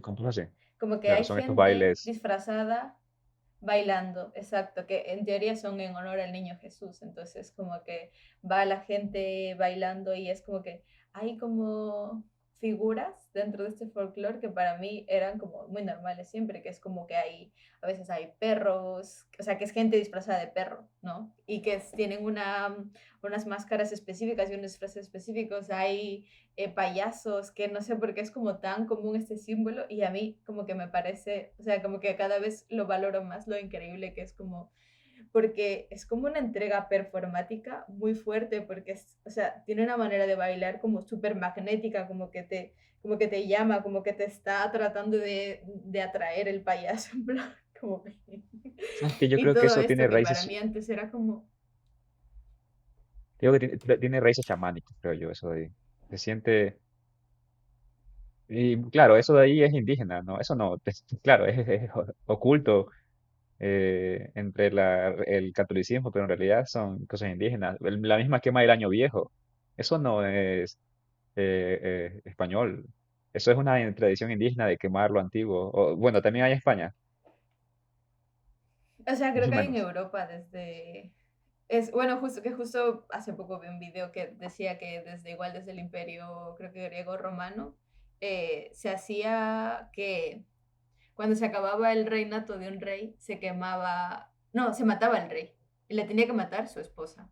Y entonces después dijeron, ok, esto está muy salvaje, lo que vamos a hacer es quemar un muñeco para como hacer un símil de este rito, ¿no? Entonces era ya como algo que se tenía desde ahí. Y luego aquí, por ejemplo, en Valencia se hacen las fallas, que es literalmente, hacen unos muñecos enormes, increíbles, y luego los queman, pero la diferencia es que no es en año nuevo, en fin de año, ¿no? Y luego sí que escuché que al menos en Ecuador, esto nació de que quemaban la ropa de los enfermos de brote, como de enfermedades que eran muy contagiosas. Entonces, como que a fin de año quemaban toda la ropa, las pertenencias de la gente y luego como que eso fue avanzando en, ok, vamos a rellenar esta ropa con cosas y le vamos a poner una máscara y como que esto fue, sí, pero, o sea, creo que sí es una mezcla de ambas cosas al Yo, final. yo vi en un artículo, de hecho, creo que era el New York Times, bueno, esta investigadora o periodista había investigado que había tradiciones indígenas de quemar en el fin de año, hacer quemar cosas de lo que te hace como deseos, de lo que considerabas que el año había sido malo o bueno, malo, quemar lo malo para comenzar O como limpio el dejar nuevo año. atrás, exacto, dejar atrás lo malo, sí. Pero decía que tenía raíces indígenas y que esto hacían los indígenas antes, estas quemas y limpiar, limpiezas espirituales. Pero sí, ¿no? Bueno, hay muchísimas cosas que están mezcladas en el secretismo y la gente piensa que eso es normal, que claro, que es global, que la gente lo comparte, pero es un súper indígena. Otra cosa que me parece sorprendente, que me gustaría tratar en siguientes podcasts, es la parte de la medicina. Eh, no sé cómo es allá en tu ciudad, pero por lo menos en Guayaquil todavía la gente, las mujeres especialmente creen en pasar el huevo como una forma de curar a la gente de mal de ojo. No sé si has escuchado eso de ahí. Lo he escuchado, pero como que en mi familia, como que mi madre ha decidido que todo eso no tiene sentido y no, como que ha tratado de no inculcarnos nada de cosas relacionadas con la brujería o los horóscopos o cosas así, como que no, como que siempre se me ha dicho que, que, que no le haga mucho caso a eso, así que no sé. O No, sea, yo lo que vi, sí que lo he visto.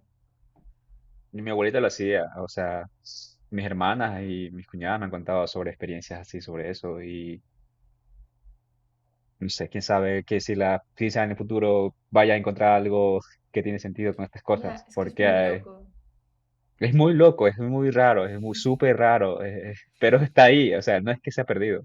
Ya, sí, no sé, o sea, no sé qué pensar porque como que no quisiera caer en como una credulidad extraña, entonces como que me mantengo un poco como distante porque sí me parece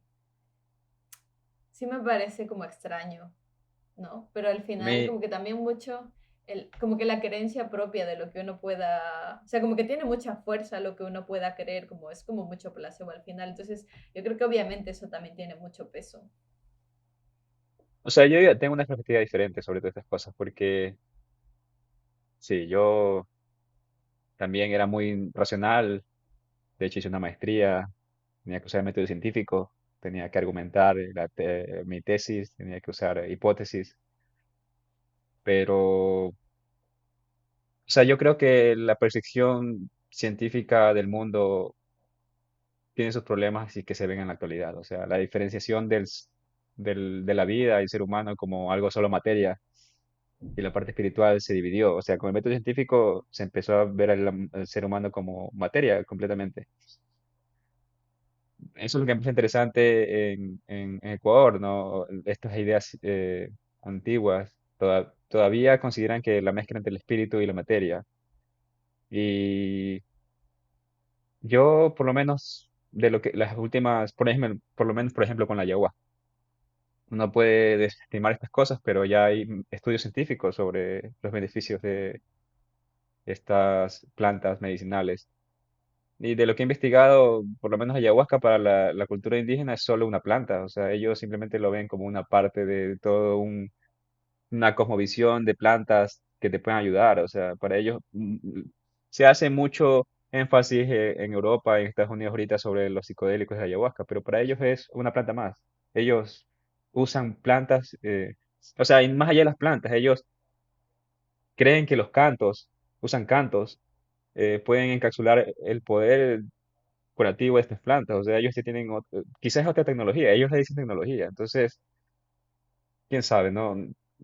Ahora se está viendo ya con los estudios de psicodélicos y específicamente de ayahuasca los beneficios que tiene, por lo menos en depresión, en problemas psicológicos. Pero, ¿y si esto de aquí es verdad y que se había sido estimado en el pasado, qué otras cosas, qué otras prácticas que se han desestimado quizás tienen una validez en la parte material también, ¿no? Pero bueno, quién sabe. Eso me Yo parece creo interesante que hay investigar. una validez, o sea, yo para hacer mi primer corto, sí que estuve tratando de, como de investigar un poco de la cosmovisión indígena, que para mí lo que, o sea, hay muchísimo, muchísimo, muchísimo valor en que, o sea, para ellos no hay como una diferenciación entre los humanos y la naturaleza, ¿no? Entonces, como que desde, por ejemplo, desde la religión católica se ha enseñado como que nosotros venimos a reinar y el resto de seres vinieron a servirnos. Y entonces como que hay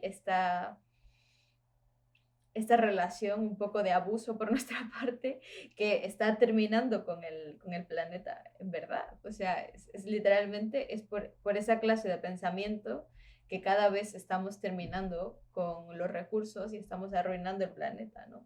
Y entonces para mí como que hay como tanto valor en la cosmovisión indígena de percibir a todo como que es un solo organismo y todo está conectado. Entonces no puedes cometer la clase de abusos que estás cometiendo porque sería como un poco hacerte daño a ti y entonces como Sí, que o sea, como este ente, como este organismo entero, yo creo que es como algo que le haría, una visión cultural que le haría tan bien como al resto del mundo, como entenderla y considerarla, porque nos llevaría como a vivir en una clase de equilibrio o sea, que sería bueno para todos, en teoría, porque se buscaría no solo el bien humano, sino como un bien general, que al final, como que, no sé, porque no parece obvio, que es muy obvio que si es que sin un bienestar general no va a haber beneficio humano tampoco. sí, o sea, de hecho, bueno, la creencia es la Pachamama, de la Madre Tierra en la cultura indígena es eso, ¿no? Que tú no tomas más de lo que necesitas de la naturaleza eh, y que vives en armonía con este ser mítico que vive en todas partes, especialmente en el agua, en los ríos, y es ubicuo de donde se encuentre, ¿no? No tiene que ser algo que físicamente está en un lugar como el Dios católico. Es complicado igual porque, claro, el pensamiento científico es muy complejo, es muy profundo.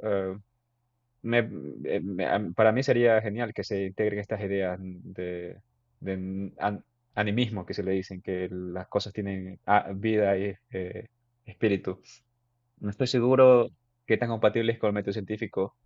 Yo estaba leyendo un libro de un arquitecto que se llama Christopher Alexander y él veía ese problema, o sea, él veía el problema en la arquitectura, de que la arquitectura se ha vuelto algo funcional y no necesariamente algo está relacionada con el ambiente alrededor y que relacionada con el cuerpo humano. Y él intentó crear una teoría sobre esto, de cómo utilizar el método científico para, de nuevo, mezclarlo con esta parte espiritual. Y de hecho él era católico, pero él lo veía de una manera mucho más loca. O sea, lo veía muy artísticamente, lo veía. Él encontró patrones. Y de hecho él se volvió tan famoso que creó un libro que se llama el Pattern Language, que es patrones que usan inclusive en programación en la actualidad. Entonces es una cosa muy, muy profunda, muy compleja.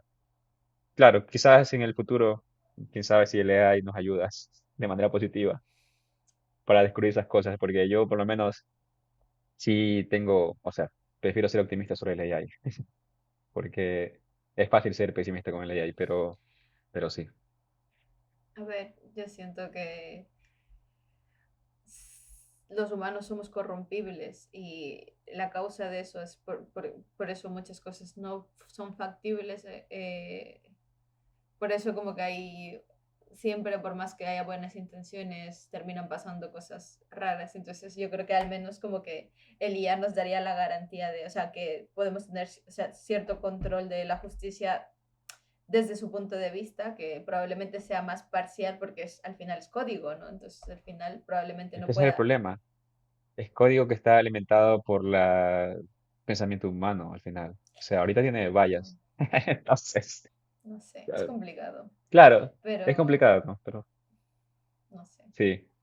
No sé, yo sí creo, o sea, yo personalmente creo que más allá de lo que pase con la parte tecnológica, yo creo que es importante no olvidar la parte de las raíces y de la tradición. O sea, esa parte del folclore, el arte. Y no lo digo por Latinoamérica, lo digo también en Europa, se ha perdido muchísimo, en Alemania específicamente. Hay una desconexión muy profunda entre la parte folclórica y antigua del campo y lo que es en la actualidad la Alemania moderna, ¿no? Entonces, yo sí creo que hay un problema cuando hay una desconexión tan grande de eso de ahí, porque, claro, cuando vives en este ambiente que no necesariamente está tan cerca de la naturaleza, empiezas a ver la naturaleza como el otro. Más allá, o sea, sí, fue catalizado o fue comenzado por el pensamiento religioso, pero también es algo que, inclusive en la actualidad, que ya el pensamiento católico por lo menos ya no es tan prevalente como en el pasado. Yo no creo que las condiciones de vida para poder evidenciar, ok, la naturaleza es parte de mí, porque la gente no trabaja con la naturaleza, no, no está consciente de cómo se consume la comida de la naturaleza, no ve el animal constantemente. Entonces, yo sí creo que el folclore viene de eso, ¿no? El folclore viene de esa conexión con la naturaleza, los animales, las plantas, y esa creo que percepción o aprecio a esas cosas.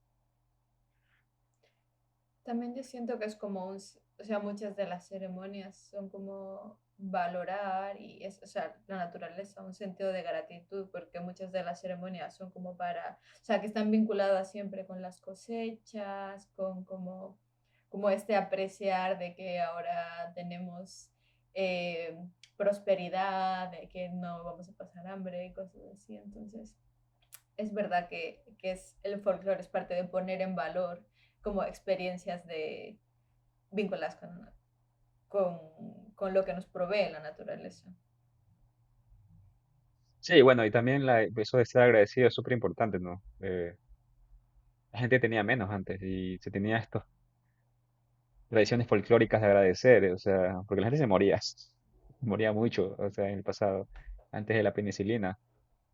Entonces, interesante, ahora tenemos tanta confort, pero claro, el agradecimiento es, falta mucho más agradecimiento, porque no te llegó rápido el paquete de Amazon, entonces te enoja. Sí. También, no solo agradecimiento, también en el sentido de respeto, porque, por ejemplo, algo que estuve investigando para mi cortometraje era como la relación que tenían las personas de la cultura purua, que eran los que vivían los que viven en el Chimborazo, cerca del Chimborazo, eh, con, con la montaña. Entonces, por ejemplo, ellos le llaman Taita Chimborazo, que significa padre. Entonces, como que Mm. sí que pensaban que ellos eran hijos del Chimborazo y cuando, o sea, es algo que igual, no sé, bueno, en la sierra al menos sí que algunas personas lo hacen, que es como que le pides ciertos respetos antes de entrar a la montaña, como que le pides como que le dices o le rindes como que cierta clase de homenaje como por respetar la montaña antes de entrar, como que voy a entrar ahora a ti, como no quiero que me pase nada malo, tal. Entonces como que sí hay esta relación de como eh, te tengo en consideración porque sé que eres muy poderoso y quiero como, por favor, no, que todo salga bien, ¿no? Es interesante porque tú dices que, claro, tu mamá y tu familia no te decían que no deberías creer en esas cosas del zodiaco y estas cosas, pero bueno, creer en la montaña no es tan diferente de estas creencias antiguas, ¿no? O sea, A para mí ver, tiene un poco de sentido. hay una cosa muy diferente, que la montaña está ahí y tú la ves y existe, Pero ¿cuál es el poder de la ¿sabes? montaña? O sea, ¿cuál es el poder de la montaña? Tú no lo puedes, no es tangible. Ya, no. O sea, al final es verdad, no. Pero, o sea, para mí como que era pensar que la religión católica te obliga a creer en un Dios que nunca has visto y nunca... Y si lo has Sí, escuchado, exactamente. deberías ir a revisarte. Porque no sé. Porque O vas a sea, escuchar algo yo que te habla. personalmente creo que había muchas cosas positivas de la religión católica. Yo ya no lo veo de manera negativa. Creo que Yo otorgaba, creo... o sea, por ejemplo, en parte de la colonización también, no es que todo lo que tenía que ver con la religión católica era negativo. Los jesuitas, por ejemplo, ellos realmente apreciaban mucho a los indígenas y trataban de ser justos con los indígenas. Trataban de jugar un rol positivo. Educaban mucho, educaron a los indígenas, le dieron educación, dieron muchísima la parte intelectual. Pero claro, tenían su percepción, ¿no? Completamente diferente.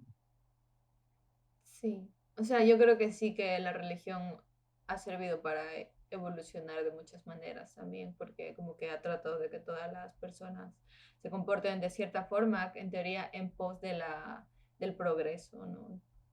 Pero, o sea, que sí que me parece como muy absurdo como creer en algo que no existe cuando, por ejemplo, los indígenas creían en cosas que sí que existen. O sea, el dios es el sol, está ahí, mira, ese es, te estoy señalando. Ya, pero de creer que Dios es el sol, a creer que el Dios, lo malo que te pasó en la vida es porque no le rendes tributo, no es tan diferente al catolicismo, honestamente. De hecho, Ya, total. le, vi un libro, o sea, y no estoy seguro, es un investigador de Estados Unidos, es un documental de los 90. Él decía que una de las razones por la que el imperio ¿cuál fue el padre de Atahualpa? Ajá. Bueno, se me escapa el nombre del padre de Atahualpa y de Huáscar. Pero bueno, había una leyenda indígena antigua que decía que ellos estaban muy conectados a la parte de la astronomía. Estudiaban mucho las estrellas del Imperio Inca, lo estudiaban profundamente. Y- Pero tenían también su religión estaba relacionada con la astronomía. Tenían una leyenda, una predicción que decía que en cierto año, cuando iba a haber cierto eclipse, se iba a destruir el mundo de los indígenas. Y eso ya estaba, o sea, había una predicción antigua. Entonces, lo que este investigador de este libro dice es que bueno, el abuelo de Atahualpa y Huáscar creían eso de ahí y decían, bueno, ya, eso va a pasar. Pero el padre de Atahualpa, que se me escapa el nombre, no quería ser negativo, no quería ser derrotista, no quería pensar de que se iba a acabar el mundo, así que quería ser desconstruyó monumentos y hizo muchas cosas para tratar de revertir esta predicción. Creó, de hecho, en Cusco, en Pisac, hay una ciudad donde hay muchos símbolos que están relacionados a cómo revierte eso de ahí. Pero también se dice que hubo sacrificios humanos, que sacrificaban niños una vez al año para tratar de revertir eso de ahí.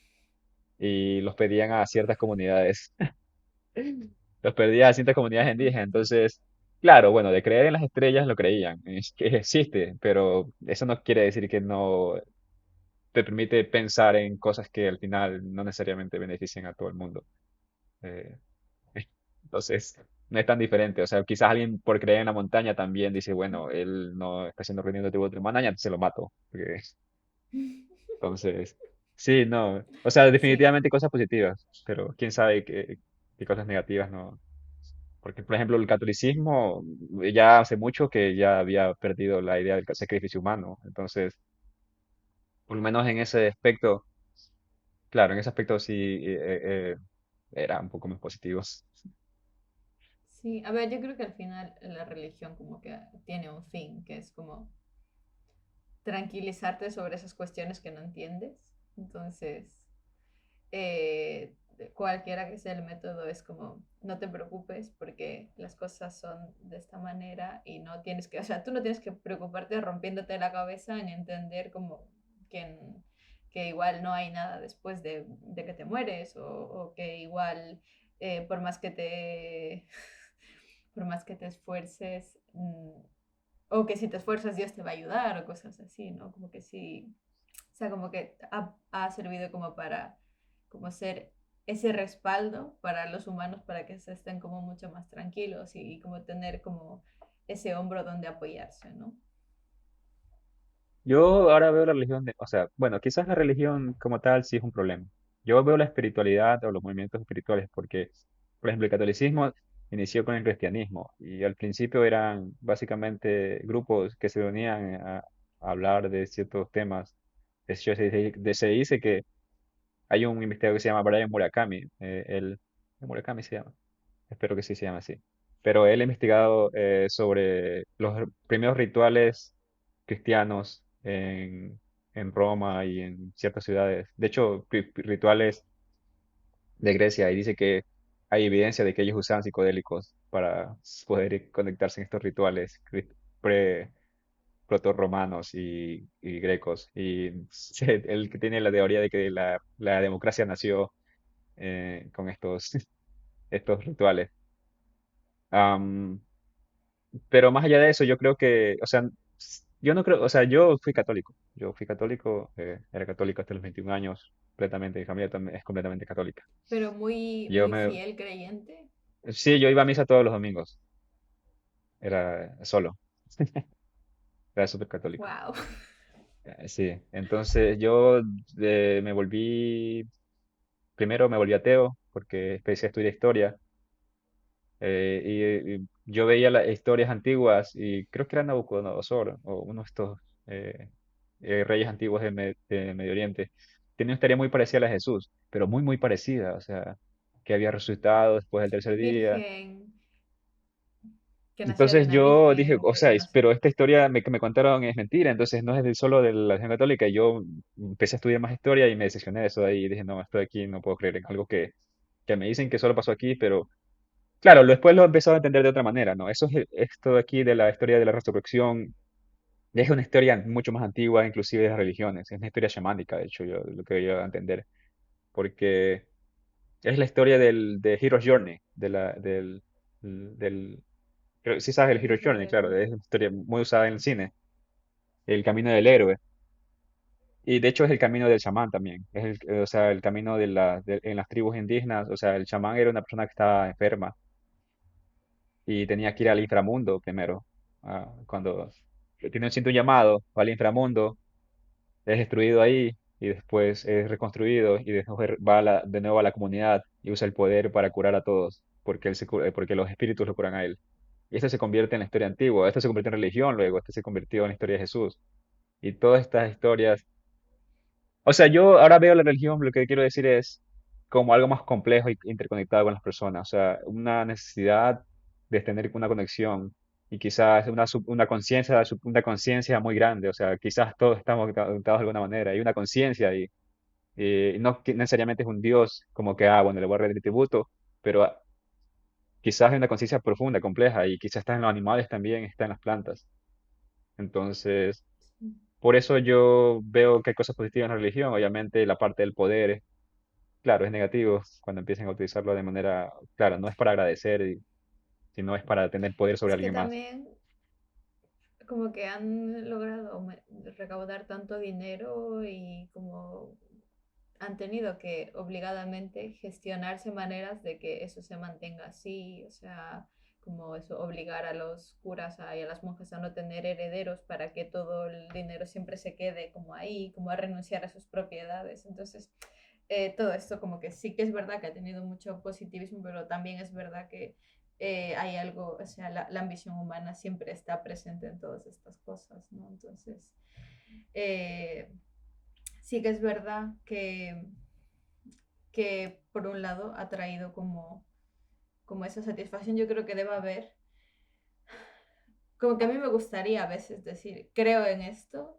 y como sentir ese respaldo y decir, y me voy a la iglesia contenta y estoy como con toda esta gente, como, porque a mí me parece, o sea, como que siento que desde hace un tiempo, como que entiendo como muchas cosas como performance humano, como, y ahora estoy cantando canciones a Dios. Entonces, como que todo esto me parece performático. Y ahora estoy representando el nacimiento de Cristo aquí, poniendo estos muñecos. O sea, como que me parece increíble como verlo desde fuera.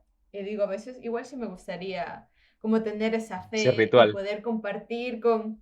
Sí, o sea, esos rituales, poder compartir con esta gente que está sintiendo alegría en su corazón y como que debe ser genial poder como tener esa fraternidad y sentir esa seguridad y saber que estoy respaldado y que, o sea, no sé, todo eso debe ser como genial, pero como que ya siento que no, ya no puedo ser parte de eso. O sea, que también Am, es mi decisión y tal. O sea, que no podría volver a creer así, pero que me da, como que sí que me da envidia decir, mira, qué bonito poder creer que todo va a estar bien y poder como tener esa fe hacia Dios y compartir con la gente que hay que son tus hermanos y cosas así. lo que a mí me parece interesante es la parte de la comunidad. O sea, por ejemplo, algo Sí, tan simple que, bueno, como comunidad estamos agradecidos de lo que pasó. Como comunidad estamos agradecidos de que estamos vivos, yo qué sé, o como comunidad, yo qué sé, agradecidos porque tenemos comida. A mí no me parece tan difícil hacer ese tipo de cosas. pero también como que hay cierta toxicidad, como cierta obligación, como cierta superioridad moral que a mí me choca y eso me hace alejarme más, como que algunas personas cercanas a mi vida que son religiosas, como que me hacen sentir mal con mi manera de ser, entonces como que digo, esa clase de comportamientos también me hace que no puedas armonizar con esta fraternidad que tienen. No sé, como que... Yo sí creo que eso no es, eso es individual. Y por ejemplo, por eso yo no me considero religioso. Yo considero que creo en algo complejo. eh, pero yo no necesito esa capa de la religión para decirme que vas a orar de esta manera u otra manera. Para mí, yo tengo una relación con agradecer muchas cosas y esta relación de agradecer a algo complejo que quizás es la conciencia humana o todos los humanos, todos los animales, es personal. No se la quiero imponer a nadie. eh, y sí, yo creo que para mí esta parte espiritual, personal, yo puedo apreciar el otro ser humano, ¿no? O sea, puedo ver con sus falencias o sus virtudes, es una persona que está viva. Y da igual si comete un error o no, o sea, yo también soy humano y soy falible. Entonces, por eso, y por eso mismo soy agradecido, porque trato de ser agradecido porque, sí, a pesar de eso, igual tengo una conexión con otro ser humano y puedo conversar con otro ser humano, puedo tener comida, yo qué sé. Entonces, sí creo, sí, yo me ha tocado muchas veces también lidiar con eso de ahí, de este juicio sobre, tienes que ser así, vas a, pero yo creo que yo nunca le presté mucha atención, siempre he sido muy rebelde en ese aspecto, de, o sea, me da igual que, o sea, sí me ha afectado un poco, obviamente, porque, claro, crecí en un entorno católico, un súper católico, pero yo lo veo como, a todas las personas como humanos, y más allá de sentirme mal porque me juzgan a mí, yo digo, ¿por qué esta persona piensa eso? ¿Por qué me juzga a mí? Quizás se juzga a ella primero y está proyectando ese juicio sobre ella misma a otras personas. Entonces, yo lo veo así, entonces yo no me siento mal sobre eso, sino que trato de entender por qué te estás juzgando a ti mismo, o sea, qué hay detrás de eso. Entonces, yo no, ahí no lo relaciono a la religión, y sí, es parte de la religión. Y no lo relaciono, perdón, a la espiritualidad. Relaciono que esta persona está pasando por algo, porque está tratando de como que transmitírmelo a mí o darme ese peso que tiene encima de sí mismo sobre mí, si yo no lo necesito. Y sí, no lo necesito y ya. Entonces, desde ese punto de vista, yo igual aprecio mucho las personas que incluso si son religiosas o no, pero solo no tratan de tomar esos pesos y no me afectan. Porque el momento que tomas ese peso, es que, o sea, es complicado manejarlo porque no es tuyo. Eh, Eso por un lado, y por otro lado es como que empiezas a percibir todas las acciones de estas personas quizás de manera más negativa, y no, o sea, hay cosas positivas también en las acciones de muchas personas que tienen este juicio.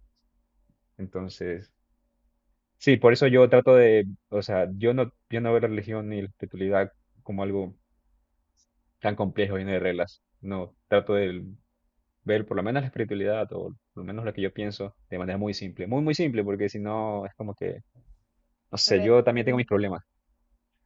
o sea, ¿Qué? para mí como la base esa de decir Jesús era esta persona súper, súper buena que quería como que quería el bien para todos. O sea, yo con eso ya estoy, digo, como que me parece muy bien, me parece muy bien que Jesús sea ese comunista que quiera justicia y Comunista, que claro, sí, quiera era bienestar. rebelde.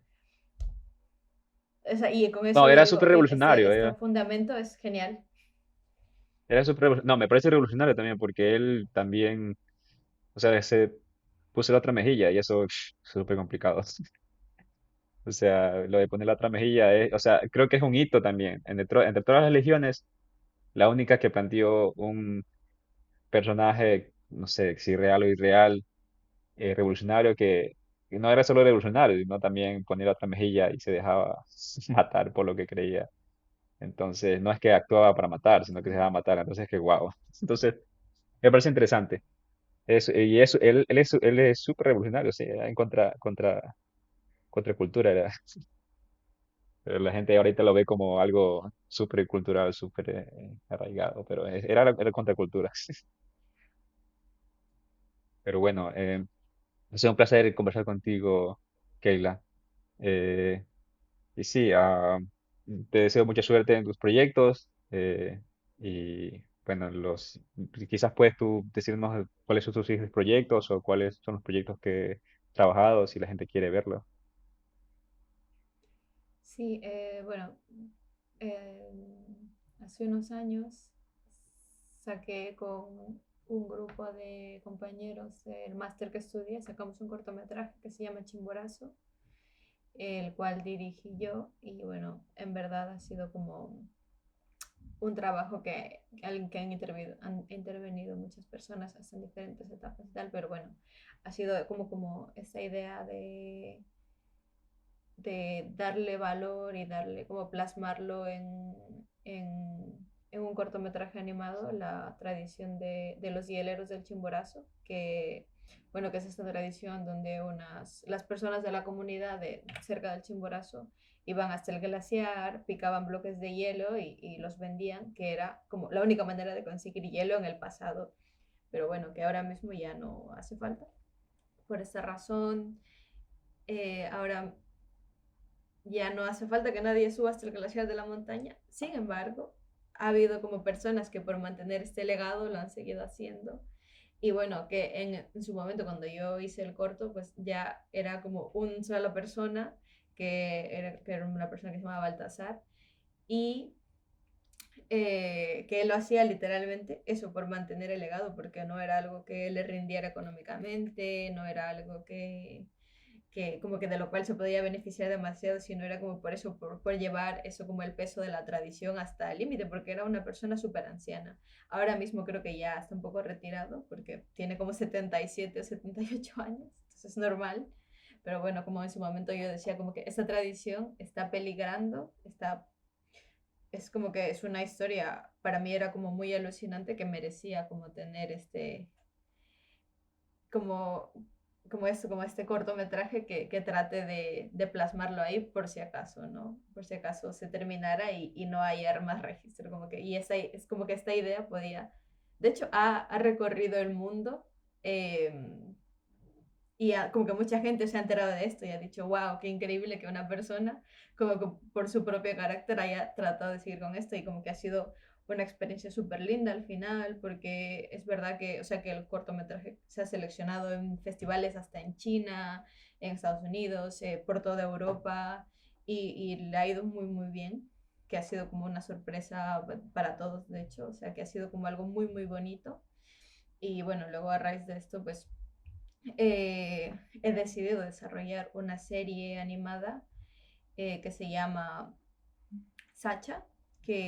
bueno, que está inspirada en un personaje igual del folclore ecuatoriano, que es el Sacharruna, que es como esta clase de espíritu del bosque que está ahí como para un poco para guardanear, pero que es una figura que está presente en todo el mundo, porque en todo el mundo tienes un yeti, un sasquatch, un pie grande, o sea, como que este ser que habita y como que protege o que está ahí en los bosques es constante, entonces, bueno, yo como que le he desarrollado más, eh, bueno, he desarrollado un personaje inspirado en esta leyenda y ahora estoy desarrollando este proyecto que ¿Y dónde pueden, o sea, es público tu anterior corto? O la gente lo puede quizás, no sé, adquirir. está saltando como aún está en distribución todavía, aún no es público, porque está yendo a festivales entonces a veces está en plataforma, a veces está en Filming, que es una plataforma española, pero es, va Complicado que sea accesible al público. de... Pero supongo que tú pones en tus redes sociales sobre eso. Quizás Sí, puedes decir, cuando está en línea lo suelo poner ¿cuáles tus redes en sociales? mi ¿En perfil dónde te de... pones? ¿En tu web? Bueno, en Instagram más que nada, es ¿Vale? como KEII-la, como Keila, pero con un guión bajo entre medio y doble I latina. Ujú. Ok. Genial. Entonces, bueno, gracias de nuevo por aceptar la invitación y nos vemos todos. Chao, chao. Si te gustó este episodio, no te olvides de suscribirte al canal y compartirlo con otras personas. Esto ayudará a la comunidad de Telar Maestro a seguir creciendo.